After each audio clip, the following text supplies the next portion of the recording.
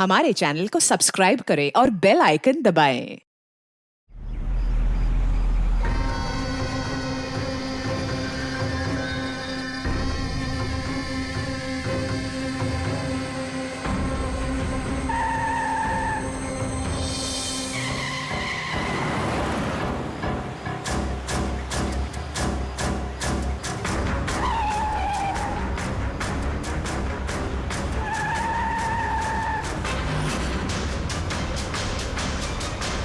चलती गाड़ी में सोना अच्छी बात नहीं है।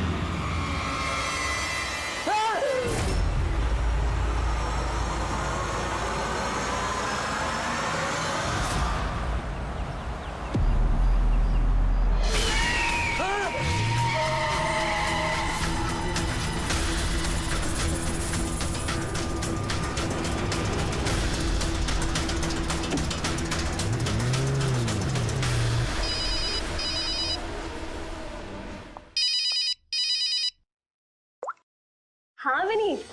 लीला help me, Leela please help me. Leela क्या हो गया विनीत, तुम इतनी टेंशन में क्यों लग रहे हो? लीला ये लोग मुझे मार डालेंगे। लीला कौन मार डालेगा विनीत, तुम किसकी बातें कर रहे हो? लीला आई थिंक मैं लाइफ में कभी तुमसे नहीं मिल पाऊंगा। लीला विनीत बकवास बंद करो। कहाँ पे हो तुम, मुझे अपनी एग्जैक्ट लोकेशन बताओ। मैं सेबेस्टियन रोड पे हूँ, पुराने पोस्ट ऑफिस के पास। विनीत एक काम करो, तुम वहीं पे रुको, मैं टैक्सी लेके अभी वहीं पे तुम्हें लेने आती हूँ। हेलो लीला। हेलो विनीत, तुम ठीक हो? फोन को भी हेलो लीला। कि फोन को भी अभी कटना था।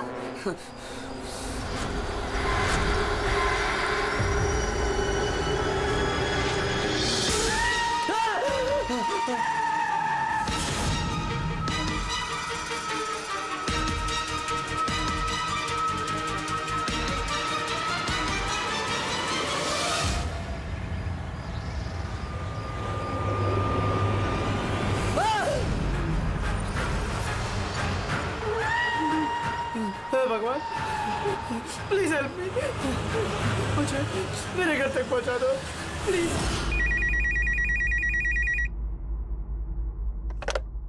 Hello, CID bureau. Hello ma'am, ma'am please मेरी मदद कीजिए। मैम मेरे पति इस वक्त बहुत बड़ी मुसीबत में है। क्या सब क्या हुआ आपके पति को? मैम उनकी जान खतरे में है, कोई उन्हें मारना चाहता है। मैम प्लीज उन्हें बचा लीजिए प्लीज। क्या वो इस वक्त आपके साथ है? नहीं मैम, मैम वो इस वक्त अपनी गाड़ी में है। वो सेबेस्टियन रोड के पास जो पुराना वाला पोस्ट ऑफिस है वहाँ पे है। अच्छा सुनिए मैम, देखिए हमारे 2 ऑफिसर्स उसी एरिया में हैं। आप हमें आपकी गाड़ी का डिटेल दीजिए। वाइट बैक्स्टर है और गाड़ी का नंबर है 2536। मैम आप उन्हें बचा तो लेंगे ना? आप फिक्र मत कीजिए, आपके पति को कुछ नहीं होगा। ओके पूर्वी, अभिजीत को फोन करो, उसे गाड़ी की डिटेल्स दे दो और उससे बोलो कि अर्जेंट है।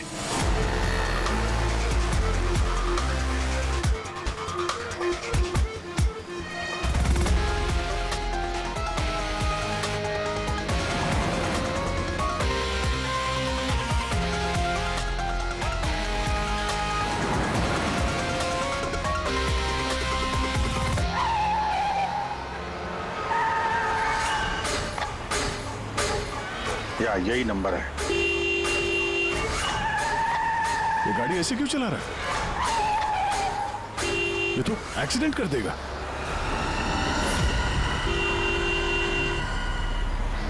मुझे माफ कर दो, मुझे माफ कर दो, मैं मरना नहीं चाहता, मुझे माफ कर दो। किससे बातें कर रहा है? गाड़ी में तो कोई नहीं है। अरे विनीत किससे बात कर रहा है? गाड़ी में कोई नहीं है। अंधे हो तुम लोग, तुम्हें दिखाई नहीं दे रहा? इतने सारे लोग मुझे बुला रहे हैं। कर क्या रहा है ये? मुझे माफ कर दो, मैं मरना नहीं चाहता। पागल हो गया लगता है। विनीत, विनीत, विनीत, तुम्हारी जान को खतरा हो सकता है, रुक जाओ।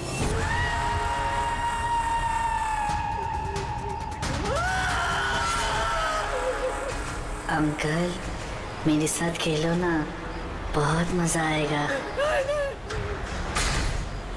विनीत गाड़ी रोको, साइड में लगाओ।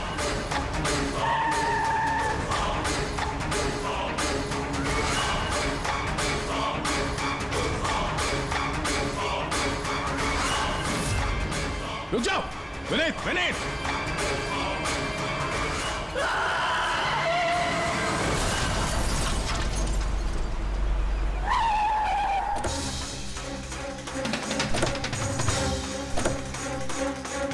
विनीत? ओह नो, ये तो मर चुका है। स्मेल है।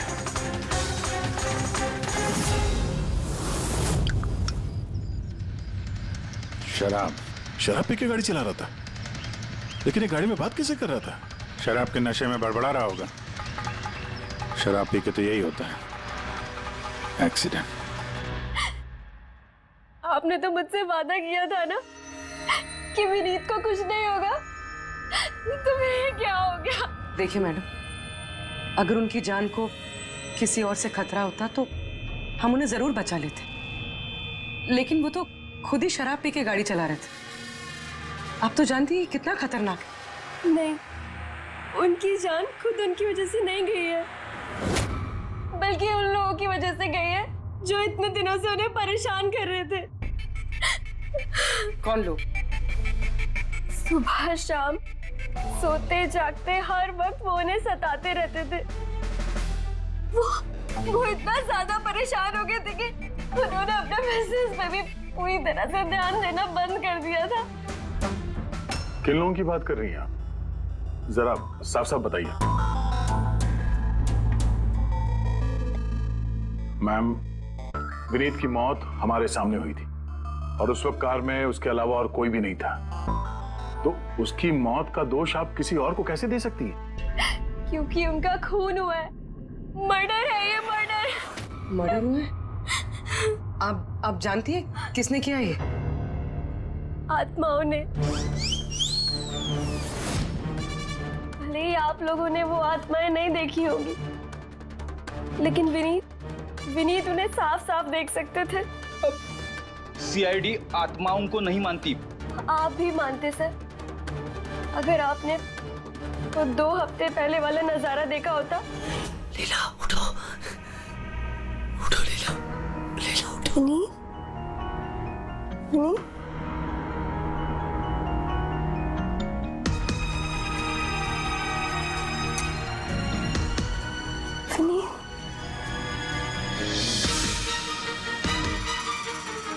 विनीत, लीला, क्या हुआ विनीत? वहाँ देखो, कबर्ड के ऊपर। क्या है वहाँ विनीत? लीला, कबर्ड के ऊपर मुझे घूर रहा है। लीला, मुझे सोने नहीं दे रहा वो। विनीत, वहाँ पे कुछ नहीं है, कुछ नहीं है वहाँ पे।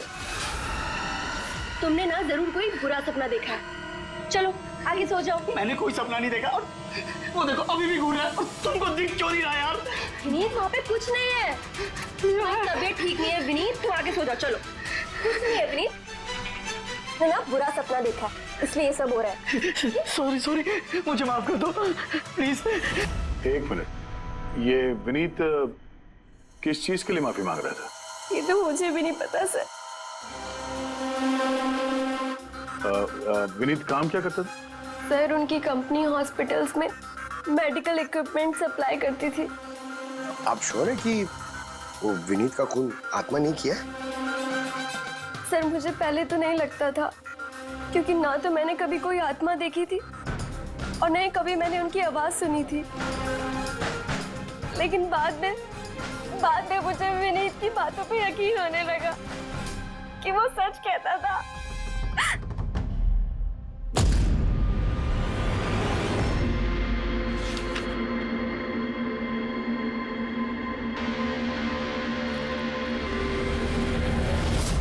हाँ बॉस, इसकी मौत की एक ही वजह नजर आ रही है, इसके सर पर लगी हुई है चोट जो इसे एक्सीडेंट के दौरान लगी।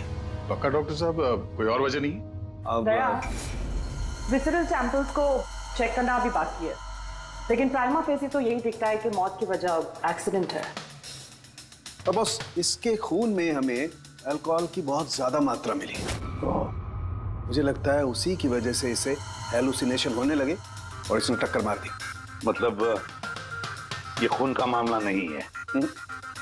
हम फ्यूनरल के लिए बॉडी को लौटा सकते हैं, अगर कुछ डाउट हुआ तो विसरल सैंपल से पता लग जाएगा। पता नहीं सर क्यों अभी मुझे ऐसा लग रहा है कि ये केस उतना सीधा नहीं है, क्योंकि जब हमने लीला से पूछा कि ये विनीत किससे माफी मांग रहा था तो वो बात को टाल गई। हम लोग भी फ्यूनरल में जाएं क्या? वहाँ रिलेटिव भी होंगे, फ्रेंड्स भी होंगे, बहुत सारे लोग होंगे। देखते हैं कुछ पता चलता है। जाओ, जरूर जाओ फ्यूनरल में।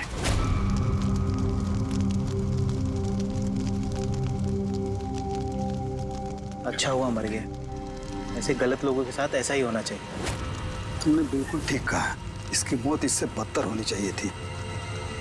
बस अब उस दिन का इंतजार है जब उन दोनों की भी चिता जलते हुए देखूंगा। उस दिन तुम सबको बहुत बड़ी पार्टी दूंगा मैं। क्या प्रॉब्लम क्या तुम्हारी? हाँ? यहाँ पर एक आदमी की चिता जल रही है, शौक मनाने के बजाय जश्न मनाने की बात करो तुम लोग। क्यों ना मनाऊं जश्न? अरे असली जश्न तो उस दिन मनेगा जिस दिन ये दोनों भी अग्नि की भेंट चढ़ेंगे। वो दोनों अग्नि की भेंट चढ़े या ना चढ़े, तुम सीआईडी के हत्थे जरूर चढ़ोगे। सर अगर आप लोग सीआईडी से हैं तो आपको मुजरिमों का साथ देने के बजाय हम लोगों को इंसाफ दिलाना चाहिए सर। एक मिनट, कहना क्या चाहते हो? पूरी बात बताओ। सर मेरा नाम रोहित है और मेरे पिताजी पर्पल हॉस्पिटल में एडमिट थे। डॉक्टर सर वो वेंटिलेटर पे। डॉक्टर, नर्स डॉक्टर का रिलैक्स। मेरे पिताजी मर रहे हैं वहाँ पे, प्लीज डॉक्टर को बुलाइए प्लीज। क्या हुआ? क्यों शोर मचा रहे हो? शोर ना मचाऊं तो क्या करूं? मेरे पिताजी मर रहे हैं वहाँ पर और आपके साथ यहाँ बैठकर मक्खियाँ मार रहे हैं। आप शांत हो जाइए प्लीज। आप जाइए पेशेंट के पास, हम आते हैं। मैम प्लीज जल्दी कीजिए प्लीज। हाँ गजब हो गया। सारे के सारे वेंटिलेटर्स एक एक बंद हो रहे हैं। यस मैम, हमारे 2 इंटर्न्स मैनुअली ऑक्सीजन दे रहे हैं कुछ पेशेंट्स को। मैम हर पेशेंट के साथ ऐसा नहीं हो सकता। अगर वेंटिलेटर्स ठीक नहीं हुआ तो पेशेंट मर जाएंगे। धीरे बोलो। अरे ये हॉस्पिटल के रेपुटेशन का सवाल है। अगर मरीजों के घर वालों को पता चल गया है ना, फिर बवाल हो जाएगा। डॉक्टर आप प्लीज 2 मिनट का वक्त दीजिए, हम सोल्यूशन। मैम एक एक करके सारे वेंटिलेटर्स बंद हो रहे हैं। बाकी के वार्ड्स में चेक करो। Okay ma'am. अरे वो सप्लायर विनीत को फोन करो ना, वो ही अभी कुछ कर सकता है। बस टेंशन लेने की जरूरत। डॉक्टर महक हुआ क्या है सर? सर वेंटिलेटर बंद हो रहे हैं सारे। आप प्लीज शांत रहिए, मैं बात करती हूँ ना। सर एक एक करके सारे वेंटिलेटर्स बंद हो गए। क्या ऐसे कैसे हो सकता है? तो किसी हॉस्पिटल में फोन करो ना, वहां से मंगवाओ। अरे राजा फोन लगाओ और मैं एक काम करूँ, टेक्नीशियन जो यहाँ पर है उसको बुलाओ। राजा क्या हो गया तुम्हें? तुम्हें सुनाई नहीं देता सर क्या आप कह रहे हैं? आप लोग क्या डिस्कशन में टाइम वेस्ट कर रहे हैं? मेरे पिताजी मर जाएंगे वहाँ पर। प्लीज जल्दी आइए प्लीज। बस आते ही हैं please. Ma'am very bad news. 2 patients की जान चली गई है। 5 पेशेंट्स बहुत क्रिटिकल कंडीशन में हैं। सर अगर आज हम लोगों का परिवार हमारे साथ नहीं है तो उसके जिम्मेदार सिर्फ और सिर्फ ये 3 लोग हैं, विनीत, महक और राजा। ये विनीत तो इक्विपमेंट सप्लाई करता था ना? जी सर। और ये महक राजा? सर जिस दिन ये हादसा हुआ उस दिन महक डॉक्टर इंचार्ज थी और राजा हॉस्पिटल का एडमिन संभालता था। ये सिर्फ राजा और महक आए हॉस्पिटल से या और लोग भी आए वहाँ के? आए ना सर, वो हेड नर्स परिणीता, वो शेखर जो कि मेंटेनेंस में, और वो डॉक्टर केदार इस हॉस्पिटल के मालिक। ठीक है, अभी शांत हो जाओ। हम इस मामले के तह तक जाएंगे। अगर तुम्हारे पिताजी के साथ नाइंसाफी हुई है तो उन्हें इंसाफ जरूर मिलेगा।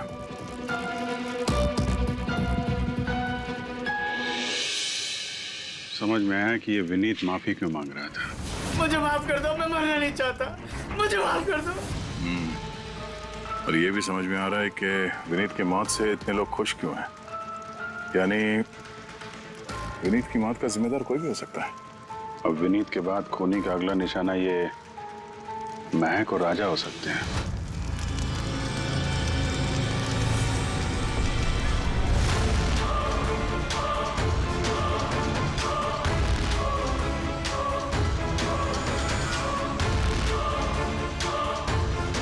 मुझे माफ कर दो। तुमने मुझे क्यों मरने दिया? मेरा पीछा मत करो।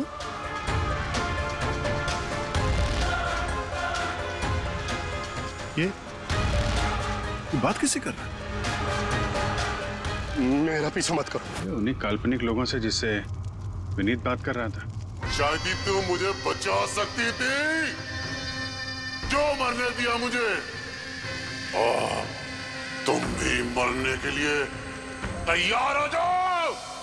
और ये महक भी सहमी से लग रही है। छोड़ो, छोड़ो मुझे, छोड़ो मुझे, आग में मत खींचो।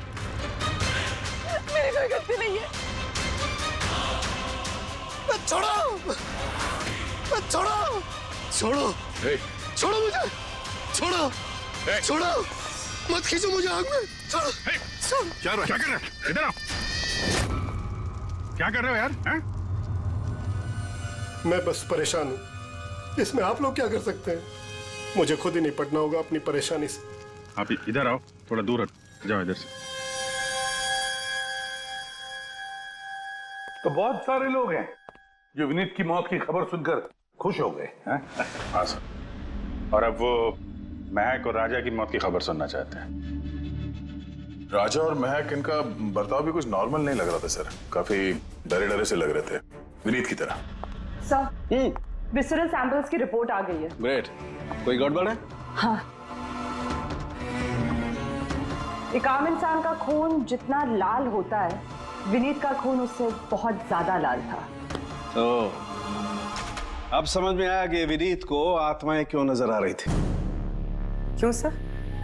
पूर्वी, जब इंसान का खून जरूरत से ज्यादा लाल हो तो इसका मतलब ये होता है कि वो इंसान बहुत ज्यादा लंबे समय तक कार्बन कंपाउंड के संपर्क में रहा, और इस कार्बन कंपाउंड की वजह से ही उसे हेलुसिनेशन आते हैं, जबरदस्त किस्म के। तो मतलब किसी ने जानबूझकर विनीत को इस कार्बन कंपाउंड के संपर्क में लाया हो, जिसकी वजह से विनीत की दिमागी हालत खराब हो गई, जो उसकी मौत का कारण भी बन गई। सर, खूनी को ये कार्बन कंपाउंड मिला कहां से होगा? हमारे आसपास हर जगह कार्बन कंपाउंड फैला हुआ है। मॉडर्न जिंदगी में हम जितनी भी मशीनों का इस्तेमाल करते हैं, वो सब की सब, लगभग सब की सब कार्बन कंपाउंड निकालती हैं। हाँ, कोई भी मशीनों के साथ छेड़खानी करके ऐसी साजिश कर सकता है। तो कार में बैठने के ठीक पहले विनीत ऐसे किसी केमिकल के संपर्क में आया होगा, इसकी वजह से उसे ये हेलुसिनेशन वगैरह हो रहे थे। बिल्कुल बॉस, गाड़ी के एग्जॉस्ट सिस्टम को चेक करना चाहिए, गड़बड़ वहीं हुई है।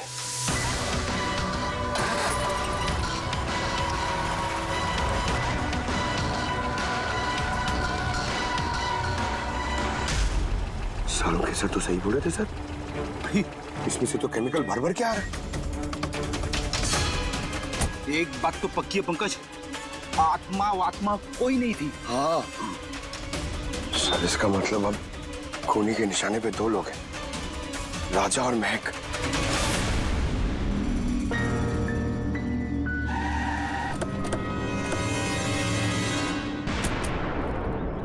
फ्यूनरल में राजा का बर्ताव ठीक नहीं था, अभी भी उसकी मानसिक स्थिति ठीक नहीं है। अरे सर, दरवाजा तो खुला है।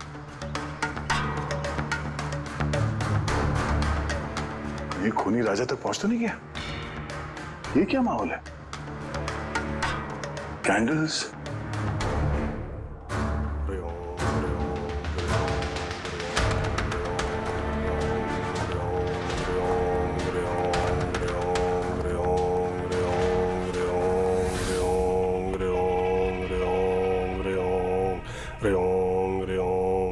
राजा,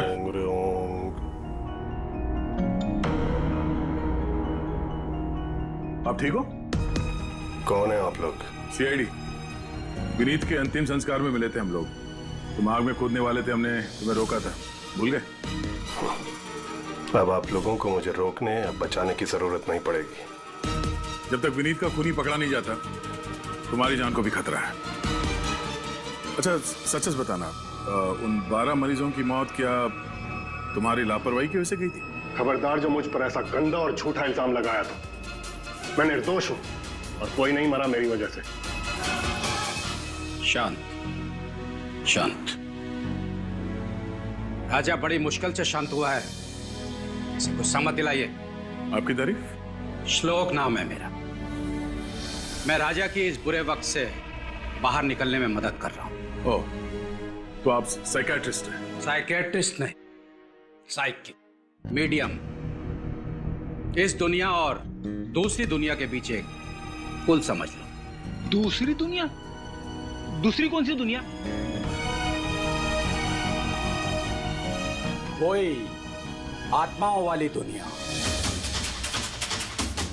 वैसे हम भी एक पुल है, मुजरिमों की दुनिया से लेके जेल के अंदर सलाखों के पीछे तक पहुंचाने का पुल।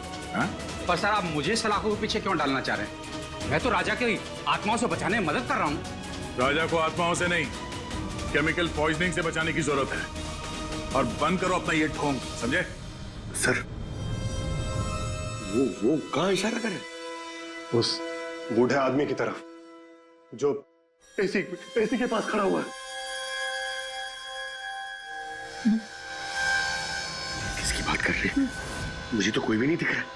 मुझे भी नहीं दिख रहा है। मानो या ना मानो, इस कमरे के अंदर कोई शक्तिशाली आत्मा है जो राजा को नुकसान पहुंचाना चाहती है।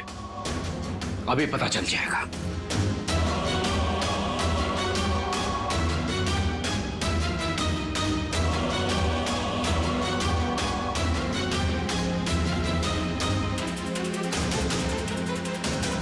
मीटर से आत्मा देखेंगे?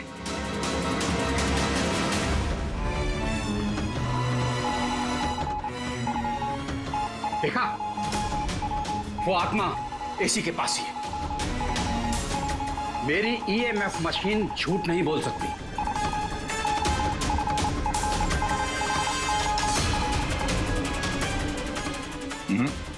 पर हमारा भी ये मीटर गलत नहीं हो सकता, समझे? रेडी? लगता है राजा को कार्बन कंपाउंड का असर उसकी गाड़ी से ही हुआ है। एक काम करो, ये मीटर ले जाओ, उसकी कार चेक करो। रेडी? पंकज,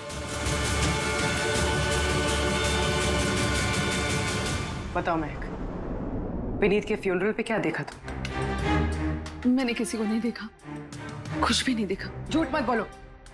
अगर कुछ नहीं देखा तो वहां से डर के भागे क्यों? मैं झूठ नहीं बोल रही हूँ, मैंने सच में किसी को नहीं देखा।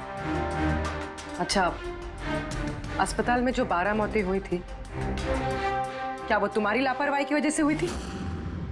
मेरी लापरवाही की वजह से? देखिए, मुझसे जो कुछ बन पड़ता है मैंने सब कुछ किया। मैंने डॉक्टर केदार से भी बात की, लेकिन उन्होंने कुछ एक्शन लिया ही नहीं, तो मैं और क्या करती? अच्छा, तो फिर इसमें डॉक्टर केदार की गलती है? उनसे भी ज्यादा गलती है उस राजा की। उसे चेक कर लेना चाहिए था कि वेंटिलेटर्स ठीक से काम कर रहे हैं या नहीं, उनके वक्त रहते सर्विसिंग हो रही है या नहीं। तो फिर राजा दोषी है? राजा और विनीत दोनों। विनीत को भी हमें वेंटिलेटर सप्लाई करने से पहले देख लेना चाहिए था कि वो कहीं खराब तो नहीं है। आखिर कितनी जानें टिकी थी उस वेंटिलेटर्स पे? लगता है राजा और विनीत के लिए तुम्हारे अंदर काफी कड़वाहट है। विनीत की मौत से तो बहुत खुश होगी तुम। ये कैसी बातें कर रही है आप? बिल्कुल भी नहीं। मैं एक डॉक्टर हूँ और मेरा काम पेशेंट्स की जान बचाना है। किसी की मौत से मैं कैसे खुश हो सकती हूँ?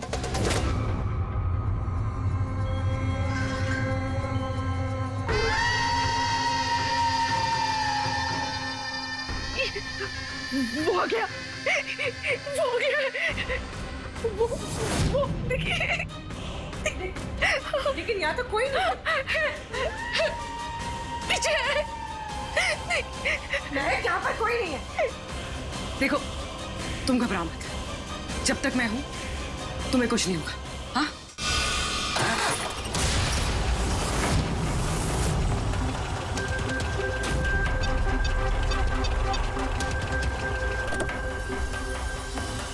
कार के एसी में तो कार्बन कंपाउंड नहीं है। घर के अंदर देखते, चलो।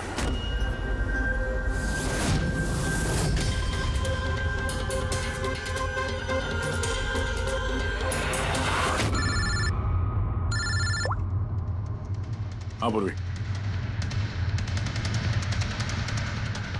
महक के घर पे कोई केमिकल नहीं मिला? ठीक है, जब तक वो खूनी पकड़ा नहीं जाता तुम उसके साथ ही रहो, ठीक है? सर, हाँ, कार्बन कंपाउंड यहाँ पे भी नहीं है। कहीं कोई केमिकल नहीं मिलेगा। विज्ञान की दुनिया और केमिकल की दुनिया के अलावा भी कोई दूसरी दुनिया है, मानो या ना मानो। चुप, वो बंद। और जब तक बोलने को नहीं कहा जाए मुंह खोलना नहीं। राजा जी, आपको डरने की कोई जरूरत नहीं है। हम लोग हैं यहाँ पर, जब तक वो खूनी पकड़ा नहीं जाता सीआईडी आपके साथ ही रहेगी। मुझे सीआईडी की जरूरत नहीं है, ये है ना मेरी सुरक्षा करने के लिए। यार ये कैसे हो सकता है? ना राजा के घर में केमिकल मिला, ना महक के घर में केमिकल मिला, कैसे हो सकता है? सर हमने राजा के घर को अच्छी तरह से चेक किया, एक एक कोना देखा, गाड़ी भी चेक की, कहीं कुछ नहीं मिला। हाँ मगर दया, अगर कोई केमिकल का इस्तेमाल ही नहीं हुआ है तो फिर राजा और मैं को हेलुसिनेशन हुए कैसे? कोई तो वजह होनी चाहिए। और सर जिस तरीके से विनीत के कार के एसी में केमिकल का इस्तेमाल किया गया है, ये किसी नौसिखिया का काम नहीं लगता है, तो कोई एक्सपर्ट। एक काम करते हैं, बनने वालों के घरों में देखो, शायद कोई ऐसा आदमी हो जो केमिकल्स के बारे में अच्छी जानकारी रखता हो, कोई केमिकल्स में एक्सपर्ट। और हाँ, हॉस्पिटल के उस स्टाफ को बुलाओ, चीफ नर्स जो है ना, हेड नर्स परिणीता, फिर हेड टेक्नीशियन शेखर और मालिक केदार, तीनों को बुलाओ। सर देखते हैं।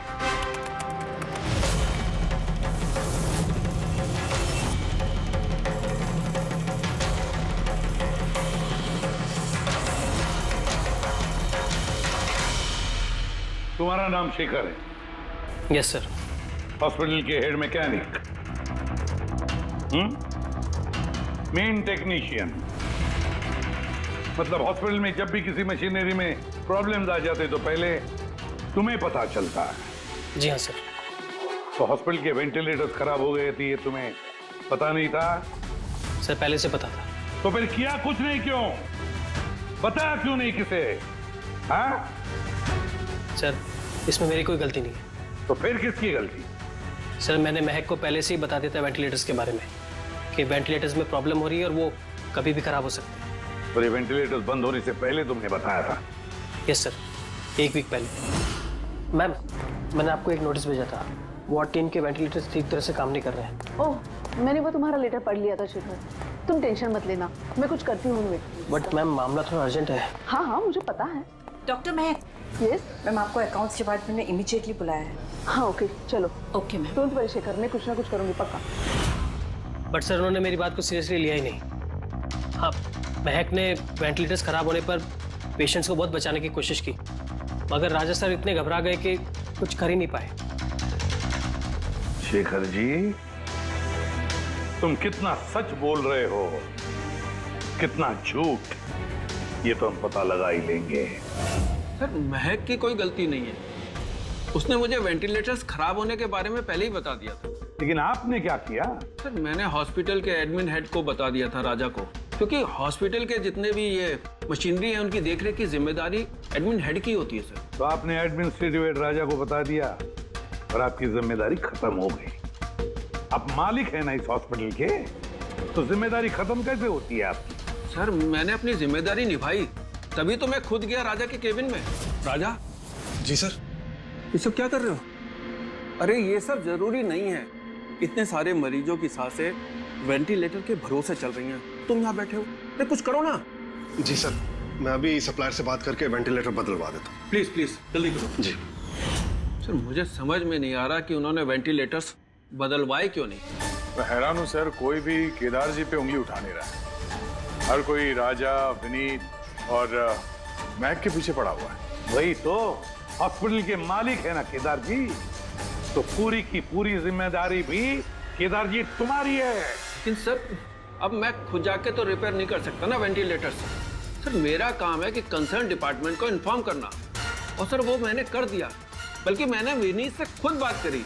मैंने उससे कहा कि अगर ये रिपेयर हो सकते हैं तो रिपेयर करे, वरना इनको चेंज कर दे, और उसने कोई एक्शन ही नहीं लिया। उसने कोई एक्शन नहीं लिया, उसने कोई एक्शन नहीं लिया। आपने क्या एक्शन लिया? और नाम भी ले रहे हो तो विनीत का जो मर चुका है, या राजा का जो जवाब देने की हालत में नहीं है। सर जो सच था वो मैंने आपको बता दिया, अब मानना ना मानना सर आपके हाथ में है। परिणीता। जी सर। हॉस्पिटल की हेड नर्स, तो तुम हॉस्पिटल के बारे में सब कुछ जानती होंगी? जी सर। तो फिर अब सच सच बताओ, ये जो कुछ भी हुआ है किसकी लापरवाही से हुआ है? बताओ जल्दी। हाँ सर, बताती हूँ। मेरे साथ धोखाधड़ी करने की कोशिश मत करना राजा। और हाँ, अगर मशीनों में कोई फिजिकल डैमेज है वो वारंटी में नहीं आता। अगर तुमको नए वेंटिलेटर चाहिए तो पूरी कॉस्ट पे करनी होगी, समझा? मैंने तुमसे घटिया इंसान आज तक अपनी जिंदगी में नहीं देखा। अब ना तो हमारा हॉस्पिटल तुमसे कोई सामान लेगा और ना ही शहर का कोई दूसरा हॉस्पिटल। सुनो, ये धमकी किसी और को देना, जानता नहीं तुझे मैं कौन हूँ, जो करना है कर ले।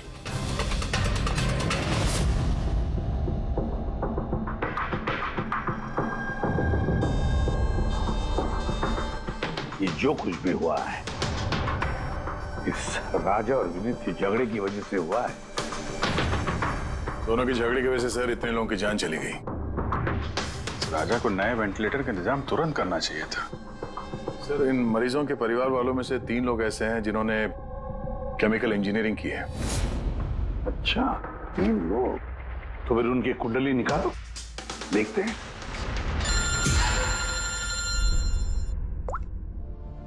Hello ACP Pradyuman. What? ठीक है, हम अभी पहुंचते हैं। क्या सर? राजा की मौत हो गई।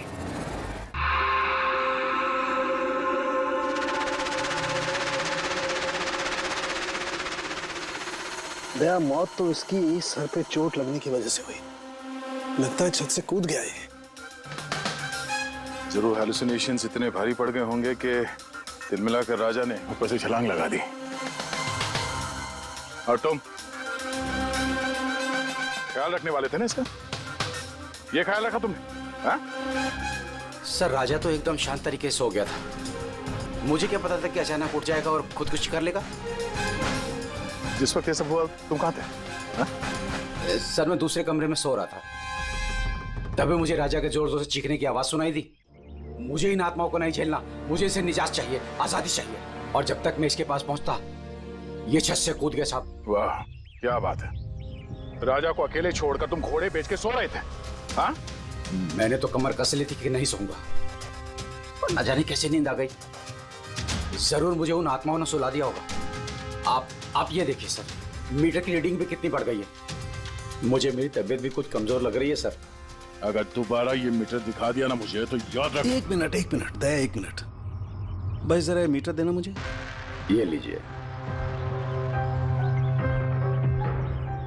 ये मीटर मैं रख लेता हूँ। हाँ? तुम्हें लौटा दूंगा बाद में।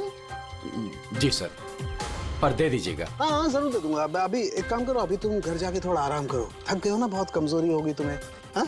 जी सर। बराबर सोए नहीं, जाओ आराम करो। ये क्या डॉक्टर साहब, उसे जाने दिया और ये मीटर रख लिया? दया, ये मीटर जो है ना, ये बड़े काम की चीज है।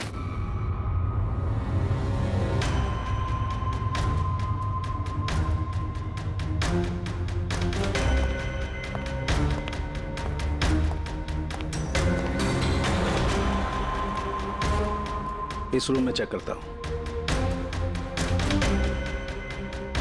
हाँ सर। नहीं, ऊपर चलते हैं।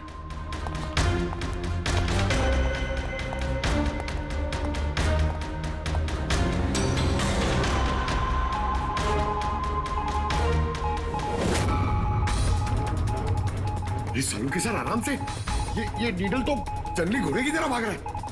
माय गॉड, हम यहाँ पर ऐसे नहीं खड़े रह सकते दया, हमें प्रोटेक्टिव गियर्स पहनने पड़ेंगे। Protective gears? वो किस लिए सर? अरे अपनी सुरक्षा के लिए।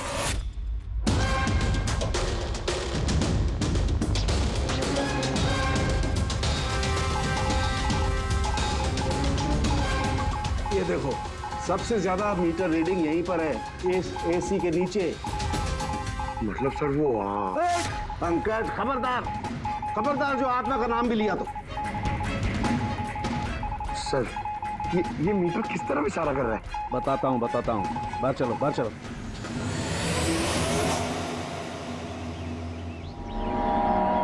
देखा दया, ये है EMF, इलेक्ट्रोमैग्नेटिक फील्ड डिटेक्ट करता है ये। इलेक्ट्रोमैग्नेटिक फील्ड्स, ये तो आजकल सभी इलेक्ट्रॉनिक अप्लायंसेस में होता है सर, टीवी, फ्रिज, एसी में। बिल्कुल दया, लेकिन उन अप्लायंसेस का EMF हिडन होता है, छिपा हुआ होता है, ताकि लोगों पर बुरा असर ना हो। कैसा बुरा असर?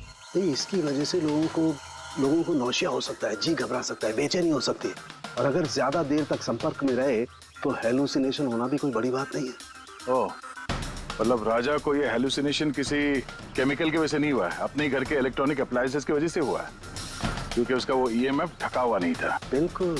इसका मतलब है सर किसी ने ये जानबूझ के छेड़छाड़ की है इसमें? हो सकता है दया, वैसे ही राजा को अंदर से पछतावा महसूस हो रहा था, दुखी था बेचारा कि वो मरीजों को बचा नहीं पाया, इसीलिए हेलुसिनेशन उसे पछतावे के रूप में दिखाई देने लगे। शायद इसी पछतावे की वजह से इस विनीत की भी मौत हो गई। बिल्कुल। और वो अशोक, उससे भी कमजोरी इसीलिए महसूस हो रही थी क्योंकि वो भी काफी देर तक इस ईएमएफ के संपर्क में था। यहाँ पे वो कार्बन कंपाउंड नहीं मिला घर में। मिलेंगे कैसे थे? क्योंकि यहाँ तो ईएमएफ का इस्तेमाल हो रहा था और सबसे ज्यादा रीडिंग मुझे बेडरूम के एसी में मिली। इसका मतलब बेडरूम के एसी में छेड़छाड़ हुई। फिर तो उस महक के घर में भी ईएमएफ। ओह नो, हमें तुरंत पूरी को इन्फॉर्म करना होगा।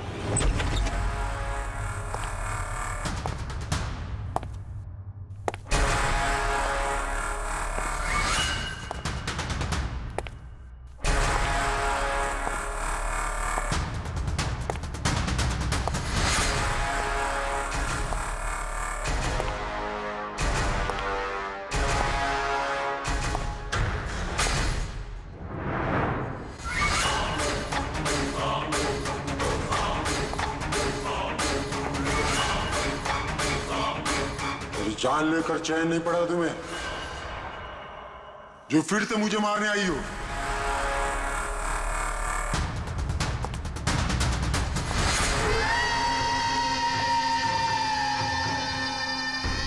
तुम? मैंने तुम्हें सेल्फ डिफेंस में मारा था और वैसे भी तुम एक मुजरिम हो। क्या मुजरिम के घर परिवार नहीं होते? तुम्हारी वजह से मेरी बेटी अनाथ हो गई और ये खून देख रही हो, सब तुम्हारी वजह से। आज मैं तुम्हें नहीं छोड़ूंगा। देखो मेरे पास मत आना, मैं मार दूंगा। आज मैं तुम्हें नहीं छोड़ूंगा। मेरे पास मत आना, मैं कहती हूँ मार दूंगी। मैं कहती हूँ मेरे पास मत आना, मार दूंगी। क्या कर रही हो तुम? छोड़ो से। आदमी क्या? सर यहाँ पे सर रोकिए इसे, ये मुझे मारना चाहती है। पहले यहाँ से बाहर निकली, जल्दी आउट ऑफ हियर प्लीज, जल्दी फास्ट। ये हैं वो 3 लोग जिनका संबंध केमिकल इंजीनियरिंग से है। सुहास, दीपक और किशोर। खूनी इनमें से कोई भी हो सकता है। नहीं अभिजीत, कार के एसी में केमिकल फिक्स करना अलग बात है और इलेक्ट्रोमैग्नेटिक फील्ड को इतनी होशियारी के साथ इस्तेमाल करना अलग बात है। मुझे लगता है ये कोई ऐसा आदमी है जिसे साइंस की, मेडिकल साइंस की बहुत अच्छी जानकारी है, या तो कोई डॉक्टर या कोई साइंटिस्ट। जिसने भी किया उसने पूरा बंदोबस्त किया था इस इलेक्ट्रोमैग्नेटिक फील्ड का कि ये महक और राजा दोनों कायम के लिए उस ईएमएफ के असर में रहे हैं। हो सकता है जब ये दोनों हॉस्पिटल में अपना काम कर रहे थे तब भी ये ईएमएफ वहां पर प्रेजेंट था। तो फिर सर शायद हॉस्पिटल के किसी मशीन के साथ भी छेड़छाड़ की गई होगी। बिल्कुल दया, बिल्कुल। और ये करने वाला वही है, हॉस्पिटल का अंदर वाला। तो ये वो जगह है जहाँ पे महक और राजा बैठा करते थे। जी हाँ। और कौन कौन आ जा सकता था इस कमरे में? सर सिर्फ स्टाफ वालों को अंदर जाने की परमिशन थी, वो भी अगर कोई काम हो तो। मतलब बाहर का कोई आदमी यहाँ नहीं आ सकता? नहीं सर, यहाँ तक कि मरीजों को भी अंदर जाने की इजाजत नहीं थी। उसका मतलब तो ये हुआ कि स्टाफ का ही कोई है, मतलब आप में से कोई एक खूनी है। ये आप कैसे कह सकते? ये हम नहीं कह रहे, ये ईएमएफ मशीन कह रही है जिसने हमें सब कुछ बता दिया है। और इस ईएमएफ मशीन के हिसाब से इस एसी के साथ छेड़छाड़ की गई थी। इसका मतलब है राजा और महक को मारने की कोशिश की गई थी, मगर बेचारा राजा मारा गया। एसी के साथ छेड़छाड़? क्या कह रहे हैं आप लोग? हमें तो कुछ समझ में नहीं आ रहा। ये बात इस कमरे में मौजूद वही इंसान समझ सकता है जो खुद खूनी है। और वो आज यहाँ एक प्रोटेक्टिव गियर पहन के आया है ताकि इलेक्ट्रोमैग्नेटिक फ्रीक्वेंसी से उसे कोई नुकसान ना हो। क्यों? कौन है वो?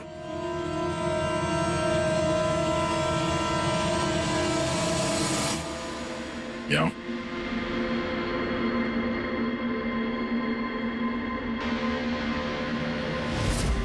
फैशन सेंस तो बहुत अच्छा है तुम्हारा शेखर। कपड़े के अंदर ये सुरक्षा कवच।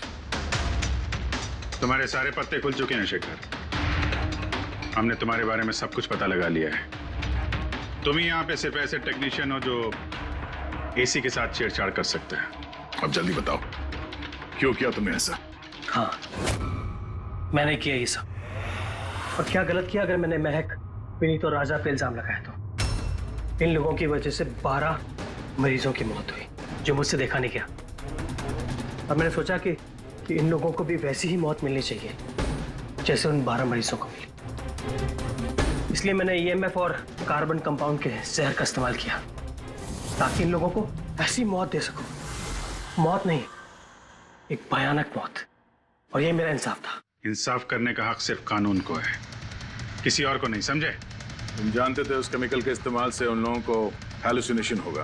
वो मरे हुए मरीज उन्हें सामने दिखाई देंगे, जिसकी वजह से वो पागल हो जाएंगे। क्यों? और मैं अपने मकसद में कामयाब भी हुआ। जैसी मैं मौत चाहता था वैसी ही मौत विनीत और राजा को मिली। मगर अफसोस, महक को आपने एंड मोमेंट पे बचा लिया। कामयाब तो तुम तब होते हैं जब बिना कोई जुर्म किए उन्हें उनके अंजाम तक पहुंचाते हैं। क्या फर्क रह गया तुम में और उन दोनों में? अब तुम भी एक हत्यारे हो। तुम्हें क्या सजा मिलेगी इसका फैसला तो अब अदालत ही करेगी। For more updates, subscribe to our channel, click the show links and enjoy watching the videos.